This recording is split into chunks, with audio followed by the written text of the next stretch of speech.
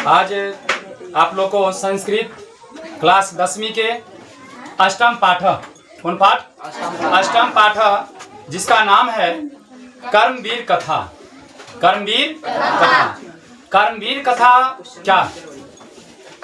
जिस पाठ को पढ़ने से आपके अंदर एक वैसा भावना जगेगा जिससे कि आपको लगेगा कि नहीं, हमें भी इन बच्चे के जैसे बनना चाहिए। ये कर्मवीर कथा वर्ग 10वीं के अष्टम पाठ से लिया गया एक कथा है और एक समाज प्रधान कहानी है, यानी यह कथा है। और इस कथा के माध्यम से आप लोग को भी कुछ न कुछ सीखना चाहिए। आइए आते हैं, पहले इस कथा के परिचय के बारे में जानते हैं। प्रस्तुत पाठ कर्मवीर कथा में परिश्रम के महत्व पर प्रकाश डाला गया है। जो बच्चे परिश्रम नहीं करते हैं उस पर बताया गया है, और जो बच्चे परिश्रम किया करता है उस पर बताया गया है, प्रकाश डाला गया है। लेखक का कहना है कि आज तक संसार में वही पूज्य अथवा शीर्ष, यानी शीर्ष मतलब ऊंचा पद पर आसीन हुआ है जिन्होंने अपने लक्ष्य प्राप्ति के लिए दिन रात एक कर दिया है। यानी कवि का कहना है कि इस संसार में वही अपने बड़े से बड़े पद को प्राप्त किया है जो अपने लक्ष्य की प्राप्ति के लिए रात दिन एक कर दिया है, और वह मेहनत के बल पे बड़े से बड़े शीर्ष को पाया है। परिश्रम जीवन की मूल शक्ति है। परिश्रम क्या है? जीवन की मूल शक्ति है। इसके लिए जाति पाति ऊंच नीच आदि का कोई मूल्य नहीं होता। जो व्यक्ति जाति पाति ऊंच नीच का अगर भेदभाव करते हैं, कहीं न कहीं वो भी अपने कर्तव्यों से पीछे रह जाते हैं। लेकिन जो अपने जाति पाति भेदभाव ऊंच नीच सबसे त्याग करके अगर वह मेहनत करता है तो अपने बड़े से बड़े शीर्ष को भी पा लेता है ना।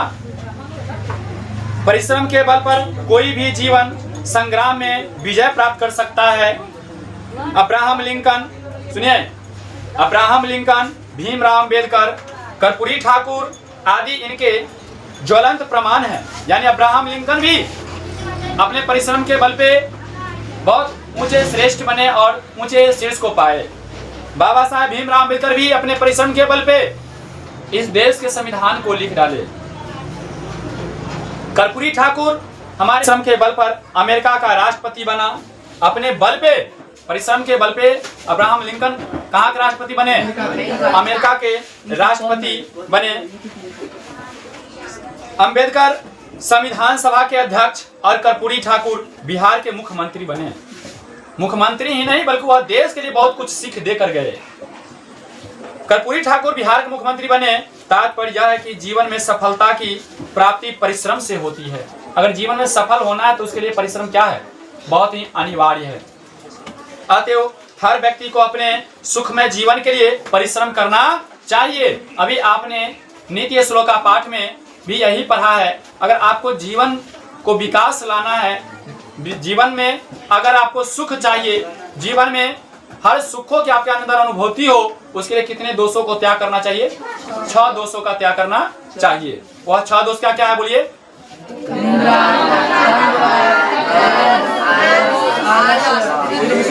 ये 6 दोष है। निंद्रा, तंद्रा, भय, क्रोध, आलस, दीर्घसूत्रता। निंद्रा मतलब जो बहुत सोता है। तंद्रा मतलब काम करते करते भी उसे नींद धर लेता, ऊँघ आता है। भय, कोई काम करने से पहले ही डरता, लग रहा है हमसे ये काम नहीं होगा। क्रोध, कोई कुछ बोल दिया उस काम करने पर, काम को आप आधा अधूरा ही छोड़ दिए तो वो काम आपका सफल नहीं होने वाला है। आलस, आलस मतलब आज के काम कल पर छोड़ना। आज पढ़ाए तो आप देखे कल नहीं याद करवे, परसों याद करवे। आज के काम कल पर छोड़ना, कल के काम परसों पर छोड़ना। दीर्घसूत्रता, दीर्घसूत्रता मतलब कोई भी काम को सही ढंग से तरीका से नहीं करना, है ना। आराम आराम से काम में लगे रहना, हो रहा है लगे रहना, और जो भी काम करो जल्दी करो। लेकिन इन्हें आराम से लगा रहा है, काम हो रहा है, तो कहते हैं दीर्घसूत्रता। तो वहां भी आप पढ़े, और हम कर्मवीर कथा में भी इस चीज के बारे में पढ़ रहे हैं और मेहनत के बारे में पढ़ रहे हैं। आपको संस्कृत बुक ये हमेशा हर एक पाठ ये सिखाती है कि मेहनत से कितने व्यक्ति ने महान बने और मेहनत से क्या बना जा सकता है। आइए इस पाठ में समाज के दलित ग्रामवासी पुरुष की कथा है। खास तौर पे हम जो इस अष्टम पाठ में जो पढ़ेंगे, कर्मवीर के बारे में पढ़ेंगे। कर्मवीर जो कर्म से महान बनता है, वीर बनता है। इस समाज में एक दलित ग्रामवासी पुरुष की कथा है। एक समाज था जिस समाज का नाम था भीखन टोला। क्या नाम था? भीखन टोला। और इस समाज में दलित ग्रामवासी एक पुरुष की कथा है। दलित ग्रामवासी जो गरीब तबके से गुजर रहे हो, ऐसे को कहते हैं दलित ग्रामवासी पुरुष की कथा है। यह कर्मवीर अपने उत्साह से विद्या प्राप्त कर महान पद लाभ किया और समाज में सर्वत्र मतलब सबसे ऊंचा, सर्वश्रेष्ठ समादरी हुआ। इसका कथा का उद्देश्य है निराश न होकर उत्साह पूर्वक मनुष्य का सब कुछ कर सकता है। यानी इस कथा का उद्देश्य यह है कि आप इस कथा से आपके अंदर उत्साह जगे और जग करके आप भी उस लायक बने, है ना। इस पाठ का जो संस्कृत अथी है सुनेगा। असीत मा बिहार राजस्य दुर्गम प्रांते भीखन टोला नाम ग्रामः निवसन्ति सम तत्र निर्विघ्नं शिक्षा विहीना किष्ट जीवना जना तेष्णुवास्य जनस्य परिवारो ग्रामद वही स्थित्यानां कुट्यं न व्यस्यते कुटी तु जीर्णो पाड्यात् परिवार जनम आप्त अत्पास्त्रम रक्षति न वृष्टे परिवारे स्वयं गृहवासिनी तस्य भार्या तैरोक्य पुत्र कनिष्यति दुहिता चेतस्य। यानी इसका अर्थ ये हुआ, अस्ति बिहार राज्य से दुर्गम प्रांते, यानी बिहार राज्य के दुर्गम प्रांत में भीखन टोला नाम ग्राम, बिहार राज्य के दुर्गम प्रांत में भीखन टोला नाम का एक गांव था। कहेगा भीखन टोला गांव कहाँ था? बोलिए। बिहार राज्य में भीखन टोला गांव कहाँ था? बिहार राज्य के दुर्गम प्रांत में। बिहार राज्य के दुर्गम प्रांत में नाम का गांव था। वहां अत्यंत निर्धन, शिक्षाहीन, कठिनता से जीवन व्यतीत करने वाले लोग रहते थे। वो जो भीखन टोला था, वह टोला में ऐसे लोग रहते थे जो शिक्षा विहीन थे। वहां पे शिक्षा का कोई साधन नहीं था, शिक्षा विहीन थे, निर्धन मतलब गरीब थे और कठिनाई से जीवन जीने वाले व्यक्ति वहां पर रहते थे। उसमें बहुत लोगों का परिवार गांव से बाहर कुटी बनाकर रहते थे। सुनिए, गांव से भी बाहर बहुत सारे परिवार कुटिया बनाकर रहते थे, अपना जीवन यापन करते थे।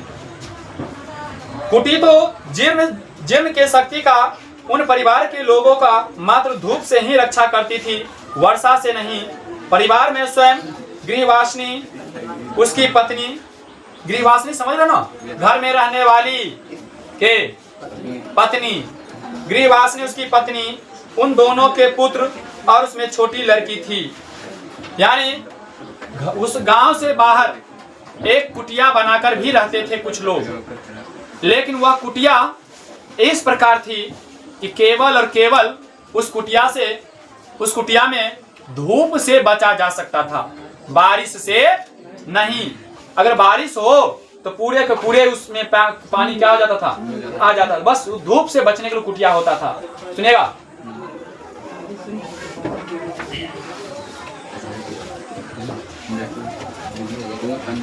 उस कुटिया में गृहवासिनी यानी उनकी पत्नी और उनके एक पुत्र और एक छोटी लड़की रहती थी। यानी टोटल मिलाकर उस परिवार में कितने व्यक्ति थे? 4। एक बेटी, एक बेटे, एक पत्नी और एक खुद। सुनेगा, उस गांव से 1 कोस मात्र की दूरी पर प्रशासन के द्वारा एक प्राथमिक विद्यालय स्थापित किया गया। वहां नवीन विचारधाराओं से संपन्न और सामाजिक समरसता स्थापित करने वाला एक शिक्षक आया। उस गांव में, सुन रहे हो, उस गांव में 1 कोस की दूरी पर एक प्रशासन के द्वारा एक प्राथमिक विद्यालय स्थापित किया गया। कहाँ? भीखन टोला में एक प्राथमिक विद्यालय स्थापित किया गया। वहां नवीन विचारधारा से संपन्न और सामाजिक समरसता स्थापित करने वाला एक शिक्षक आया। वहां कभी भीखन टोला देखने के लिए आया था। एक शिक्षक आया था वो भीखन टोला देखने के लिए जो गांव कैसा है, वो गांव कैसा है। खेल में संलग्न एक दलित बालक को देखकर उसका अत्यंत रमणीय स्वभाव से अभिभूत हो गया। खेल में एक दलित बालक को देखा, वो शिक्षक किसको देखा? एक दलित बालक को देखा तो उसका दिल उस बच्चे पर पिघल गया। किसका? उस शिक्षक का अंगीभूत हो गया। इस बालक को शिक्षक ने अपने विद्यालय में लाकर स्वयं पढ़ाना शुरू कर दिया। उस बालक को बुलाया और बुलाकर उस बालक को कहाँ ले गए? विद्यालय ले गए और उस बालक को पढ़ाना शुरू किए। बालक भी उसका शिक्षण शैली से आकर्षित होकर शिक्षा ही जीवन की परम गति है। आलस्य कथा में नीति श्लोक का पाठ में भी आप पढ़े हो। शिक्षा जीवन की परम गति यानी योगेन रक्षते विद्या, यानी विद्या की रक्षा किससे होती है? योग से होती है। और यहाँ पर भी वही कहा गया है, अगर जीवन की परम गति अगर चाहते हो तो शिक्षा अति आवश्यक है। अगर बड़े से बड़े को भी आप अपने चरणों में झुकाना चाहते हो तो शिक्षा एक अति आवश्यक धन है। क्योंकि बाबा साहेब भीमराव अम्बेडकर जाति के क्या थे? चमार थे। उसके सामने बड़े बड़े जाति के लोग झुकना पसंद नहीं करते थे, लेकिन वो अपने शिक्षा के बल पे अभी भारत देश के प्रधानमंत्री, वर्तमान प्रधानमंत्री नरेंद्र मोदी जी भी उन पे फूल चढ़ाते हैं और उन पे शीश लगाते हैं।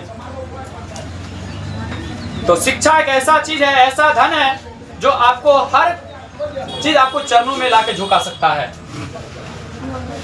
नित्य परिश्रम पूर्ण अध्ययन में संलग्न हो गया। क्रमशः उच्च विद्यालय जाकर उस शिक्षक के अध्यापन से और स्वाध्याय से प्रथम स्थान प्राप्त कर लिया। जब वह शिक्षक उस बालक को बुलाया तो वह बालक भी उस शिक्षक के प्रेरणा से प्रेरित हुआ और प्रेरित होकर उस शिक्षा को अपना धन मान लिया और धन मानकर उन्होंने मेहनत करना चालू किया और उस विद्यालय में प्रथम स्थान प्राप्त कर लिया। कौन? बालक प्रथम स्थान प्राप्त कर लिया। छात्रों का अध्ययन ही तपस्या है। सुनिए, छात्रों का अध्ययन ही क्या है? तपस्या है। अगर यदि आप नाम मात्र, हम यही बात बोलते हैं, अगर आप नाम मात्र के अगर पढ़ रहे हो, अगर झूठे के आने जाने का काम कर रहे हो, हम बार बार चीज बोले तुम्हें पढ़ाई से संन्यास ले लेनी चाहिए, वो तुम्हारा तपस्या नहीं है। कम से कम कुछ रुपया तो बच जाएगा माता पिता को। हम बार बार चीज बोलते हैं। तो छात्र हो तो तुम्हारे लिए विद्या ग्रहण करना ही एक लक्ष्य होना चाहिए और मेहनत, शिक्षा के प्रति मेहनत करना ही तुम्हारा एक तपस्या होना चाहिए। ऐसा पुनः अपने शिक्षक के द्वारा ऐसा उपदेश देने पर ही यह बालक पिता के अर्थभाव रहने पर भी छात्रवृत्ति से लौटे छोटे छोटे बच्चों को पढ़ाकर प्राप्त धन से शहर के महाविद्यालय में प्रवेश पा लिया। यानी जब उच्च स्थान पाए ना तो उनको कुछ छात्रवृत्ति भी मिला था। फिर अपने गांव गए तो कुछ छोटे छोटे बच्चे को पढ़ाकर भी कुछ धन प्राप्त किए और प्राप्त करके कुछ विद्यालय में उन्होंने क्या किए? नामांकन लिए। हम लोग भी पहले पढ़े प्राइमरी में, उस समय लगभग अभी बच्चे को किताब भी नहीं पढ़ने आता है। फिर जाता है बच्चा मिडिल स्कूल में, 8वीं में जाकर भी अच्छे से किताब पढ़ने आता है। उसका जिम्मेवार बच्चा तो हम नहीं मानेंगे, उसका जिम्मेवार हम सरकारी शिक्षक को भी मानेंगे। क्योंकि चाहते रह, जब हम प्राइवेट शिक्षक इतना मेहनत करके बच्चे को सिखा सकते हैं तो फिर 40 से 50 हजार सैलरी लेने वाला काहे नहीं सिखा सकता है, लेकिन मेहनत करना ही नहीं चाहता है। इसलिए सरकारी शिक्षक के नॉलेज में जंग भी लग जाता है। आने वाला समय सरकारी शिक्षक जो भी ज्ञानवान होते हैं उनका ज्ञान भूल भग हो जाता है। उसका ज्ञान न घर का होता ना घाट का होता है, बस नाम को मात्र का एक शिक्षक कहलाता है वो। सुनेगा, ऐसा पुनः अपने शिक्षक द्वारा मतलब कि छोटे छोटे बच्चों को पढ़ाकर उन्होंने महाविद्यालय में प्रवेश लिया। महाविद्यालय में प्रवेश लिया। अब जहां जिस विद्यालय में प्रवेश लिया वहां भी शिक्षक का प्रिय बन गया। अब जिस विद्यालय में अगर तेज बच्चा जहां भी जाता है, तेज बच्चा हमेशा शिक्षक का प्रिय हो जाता है, अपने आप प्रिय हो जाता है। इसलिए हमेशा बच्चे के अंदर यह सोच होना चाहिए, अगर हमें शिक्षक के प्रिय बन के रहना है तो हमें अपने मेहनत को बेहतर करना पड़ेगा, बेहतर करना चाहिए। ऐसे शिक्षक का सबके प्रति स्वभाव सेम होता है, बस वही स्वभाव से कुछ बच्चे अपने मेहनत के बल पे आगे निकल जाते हैं, कुछ पीछे छूट जाते हैं अपनी मेहनत से। वहां भी शिक्षक का प्रिय बन गया और बिना समय बर्बाद किए पुस्तकालय में तथा अपने वर्ग में स्वाध्याय निरंतर हो गए। महाविद्यालय का पुस्तकालय में बहुत से विषयों के पुस्तकों को यह आत्मसात कर लिया। वहाँ स्नातक परीक्षा में संपूर्ण विश्वविद्यालय में प्रथम स्थान प्राप्त किए। जहाँ उच्च विद्यालय में नाम लिखाए थे ना, वहाँ भी उन्होंने प्रथम स्थान प्राप्त कर लिया। स्नातक, स्नातक मतलब कि क्या, जिसको कहते हैं ग्रेजुएशन, बीए, बीएससी, बीकॉम, है ना, एक कहा गया हिंदी में स्नातक। उन्होंने स्नातक में भी, महाविद्यालय में भी प्रथम स्थान प्राप्त कर लिए। अपने महाविद्यालय की ख्याति बढ़ाया और जब प्रथम स्थान प्राप्त किए तो उस विद्यालय के नाम भी बहुत बड़ा हो गया। वाह, इस यूनिवर्सिटी के बच्चे ने प्रथम स्थान प्राप्त किया, इस विद्यालय के बच्चे ने प्रथम स्थान प्राप्त किया। हर जगह उसका नाम बताओ। अगर एक विद्यालय का नाम उच्च होता है तो किसके वजह से? छात्र के वजह से। एक शिक्षक का नाम ऊंचा होता है तो किसके वजह से? एक छात्र की वजह से। हम कितना भी मेहनत कर लेंगे तुम लोग के साथ में, लेकिन तुम लोग नहीं मेहनत करोगे ना, मेरा नाम जहाँ के तहीं रह जाएगा। आप भी जहाँ के तहीं रह जाओगे।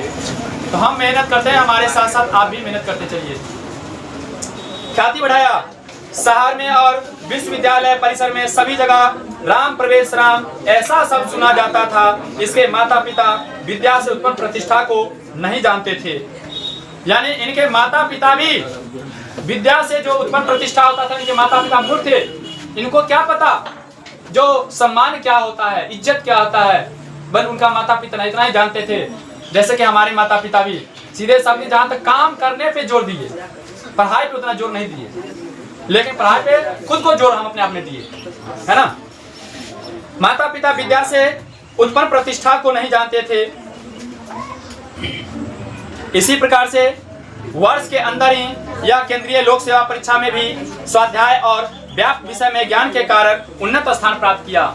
जब इन्होंने स्नातक पास की प्रथम स्थान से, फिर इन्होंने जब वर्ष के अंदर उसी वर्ष में केंद्रीय लोक सेवा आयोग, केंद्रीय लोक सेवा आयोग परीक्षा में भी स्वाध्याय और व्यापक विषय ज्ञान के कारण उन्नत स्थान के पाया। यानी उन्होंने केंद्रीय लोक सेवा आयोग में भी प्रथम स्थान पा लिया, है ना, प्रथम स्थान पा लिया। साक्षात्कार में समिति के सदस्यों ने उसके व्यापक ज्ञान से और लौट भी हुआ। उस प्रकार से पारिवारिक परिवेश में उसका श्रम और अभ्यास में बहुत प्रसन्न हुआ और हर जगह राम प्रवेश राम का नाम बहुत ही पेपर में, अखबार में छपने लगा, जो कि एक अपने मेहनत के बल पे राम प्रवेश राम ने अपने हर विद्यालय में प्रथम स्थान प्राप्त किए, लोक सेवा आयोग में भी प्रथम स्थान प्राप्त किए और उन्हें उच्च शीर्ष को पाए। कौन? राम प्रवेश राम। आज राम प्रवेश राम की प्रतिष्ठा अपने प्रांत और केंद्र शासन में बहुत है, बहुत है। उसकी प्रशासन क्षमता और संकट के समय निर्णय लेने का सामर्थ्य सबों को आश्चर्य में डालने वाला है। निश्चित रूप से यह क्रमवीर बाधाओं से लड़ने वाला केंद्र में प्रशासन में लोकप्रिय हो गया। सत्य ही कहा गया है। क्या कहा गया है? सुनिए, उद्योगी पुरुष सिंह के पास ही लक्ष्मी जाती है। जो उद्योगी पुरुष होते हैं, जो मेहनती पुरुष होते हैं, उनके पास ही लक्ष्मी जाती है। लक्ष्मी किसके पास जाती है? उद्योग पुरुष के पास ही लक्ष्मी जाती है ना। आप इस कर्मवीर कथा में राम प्रवेश राम के चरित्र से क्या सीखे? क्या सीखे?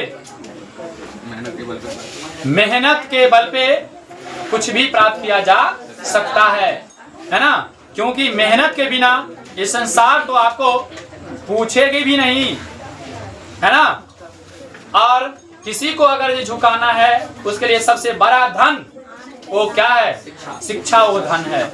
आपका इस अध्याय का राम प्रवेश राम का जो कर्मवीर कथा है ये समाप्त होता है। लाइए इस टारगेट निकाल के ऑब्जेक्टिव में उसमें से क्वेश्चन करवा देते, देखते हैं आप लोग कितना जवाब दे पाते हो, है ना।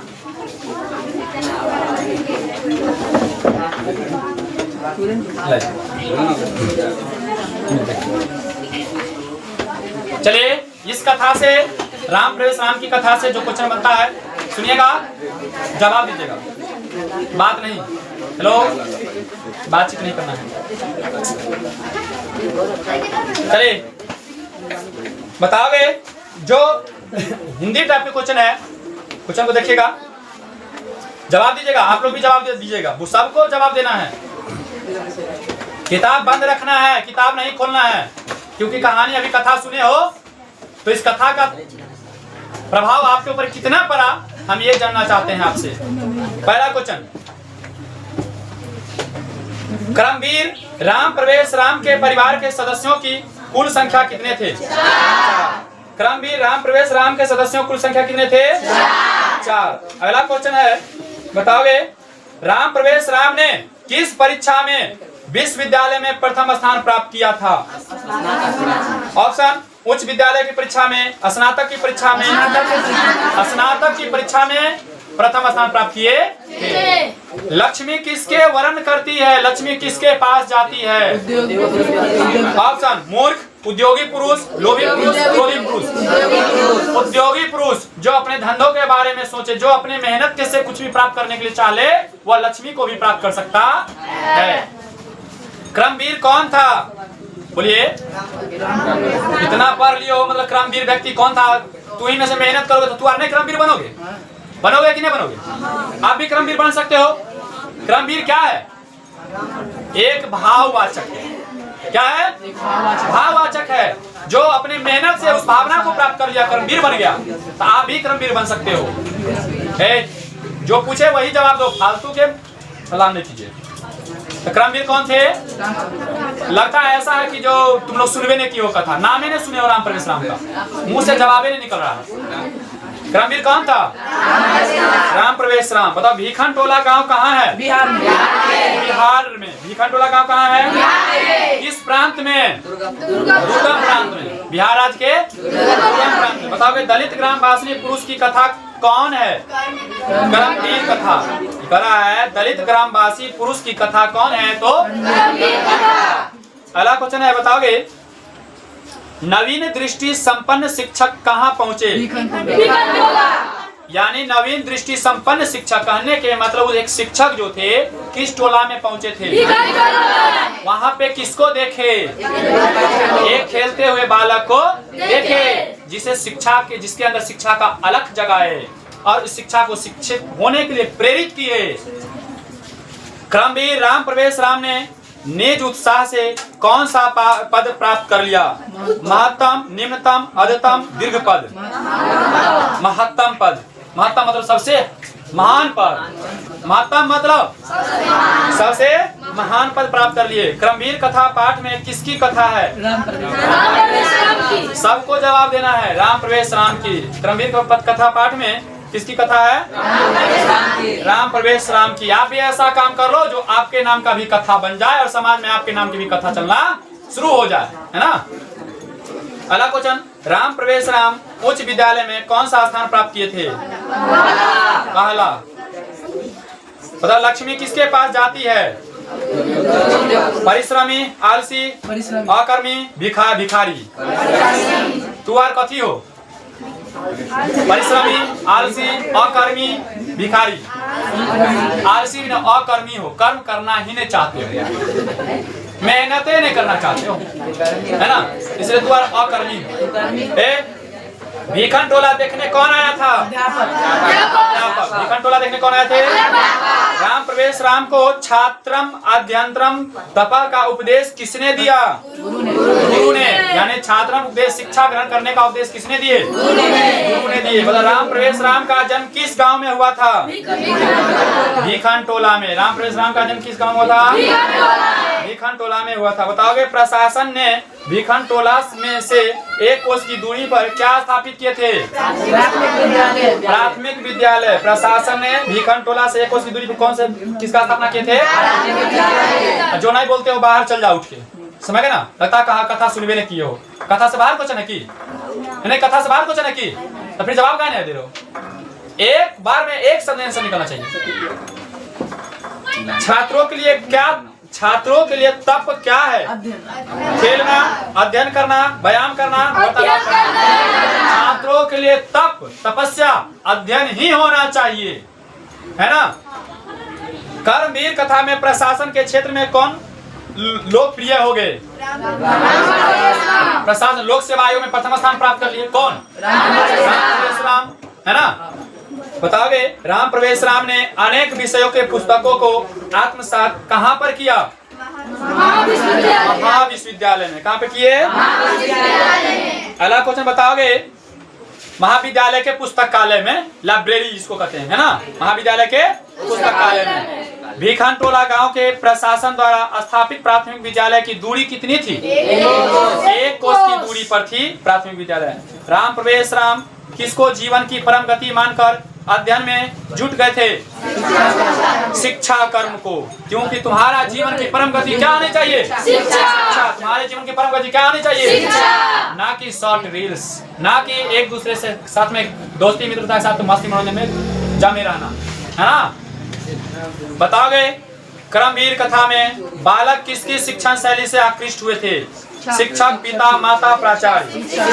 शिक्षक से। बताओगे क्रमवीर कथा में किस पुरुष की वर्णन है? राजा, मंत्री, दलित, शिक्षित। दलित पुरुष में, दलित पुरुष में शिक्षा। किस पुरुष की कथा वर्णित है? तो दलित पुरुष की, शिक्षा विहीन पुरुष की। सुनो, क्रमवीर कथा किस प्रकार की कथा है? लघु कथा, निबंध, व्यंग कथा, नाटक। लघु कथा एक गांव समाज के छोटा सा एक बच्चों को प्रेरित करने की कथा है ना? राम प्रवेश ने किस परीक्षा में विश्वविद्यालय में प्रथम स्थान प्राप्त किए थे? स्नातकोत्तर में। बताओगे शिक्षक दलित बालक को कहाँ ले गए? दिल्ली। विद्यालय, क्षेत्र, घर। विद्यालय। शिक्षक दलित बालक को कहाँ ले गए? विद्यालय। राम प्रवेश के गांव का नाम क्या है? भीखन टोला। किस राज्य में है? किस प्रांत में है? दुर्गम प्रांत में। बताओ कौन स्नातक की परीक्षा में प्रथम स्थान प्राप्त किए थे? परिश्रमी पुरुष क्या प्राप्त कर लेता है? सरस्वती, शांति, लक्ष्मी और शांति। लक्ष्मी। परिश्रमी पुरुष किसको प्राप्त कर लेता है? लक्ष्मी किसके पास जाती है? परिश्रमी पुरुषों के पास। किसके पास? बताओगे दलित बालक का क्या नाम था? राम प्रवेश। किस गांव में निर्धन लोग रहते थे? भीखन टोला में निर्धन लोग रहते थे। राम प्रवेश राम की प्रतिष्ठा कहाँ कहाँ है? ऑप्शन अपने गांव में, अपने राज्य में, अपने राज्य और केंद्र के प्रशासन में। केंद्र के प्रशासन में। अपने राज्य और केंद्र के प्रशासन में। बताओ राम प्रवेश राम क्या कर रहा था जब शिक्षक ने पहली बार उसको भीखन टोला देखा? खेल रहा था। तब जाकर उसको बोला करके कहा इधर आओ और शिक्षा के लिए उसे प्रेरित किया। राम प्रवेश राम ने स्नातक परीक्षा में प्रथम स्थान प्राप्त कर किसकी ख्याति को बढ़ा दिया? अपने महाविद्यालय की। अपने महाविद्यालय की ख्याति को क्या कर दिए? बढ़ा दिए। कौन? बताओगे आपको ये कथा कैसा लगा? इस कथा से आप क्या सीखे? क्या सीखे? मेहनत करना नहीं सीखे। आई कान से सुने, वो कान से मेहनत करोगे। राम प्रवेश राम जैसे विद्यालय में प्रथम स्थान प्राप्त करोगे। विद्यालय में प्रथम स्थान प्राप्त करोगे। करोगे ना? बस एक की जरूरी है विद्यालय में प्रथम स्थान प्राप्त करना। इस साल 2026 के जैसे जिस प्रकार से विद्यालय में प्रथम स्थान प्राप्त किया और 2023 में भी उसी प्रकार से मतलब इस साल भी आप लोग को मेहनत करना है। हम आपके मेहनत के साथ हैं। कर्मवीर कथा को निभाना है आपको और बनना है आपको। कैसा है? आपको कैसा बनना है? कर्मवीर, है ना? चलिए ये टारगेट आपको 50 के 50 दिलवाती है। केवल कथा सुनो, बस ऑब्जेक्टिव 2 बार पढ़ लो, आपका पूरा करो। अभी नहीं आपका थी मैथ होगा। मैथ में तो वर्ष होगा ना। अभी टाइम कितना होगा? अभी 9 बजने में 10 मिनट बाकी है।